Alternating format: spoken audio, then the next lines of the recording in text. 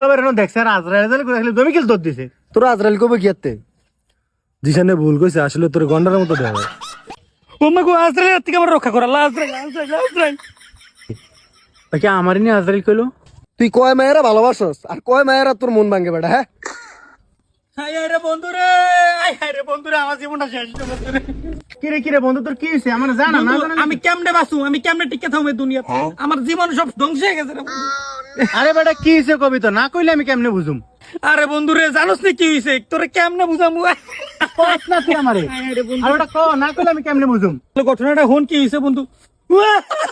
বন্ধুরে আমার ভালো লাগতেছে না। আরে কস না তুই আমারে। আচ্ছা কইতাছি বন্ধু, আবেগ কষ্ট দুঃখ সব একটা হয়ে গেছে।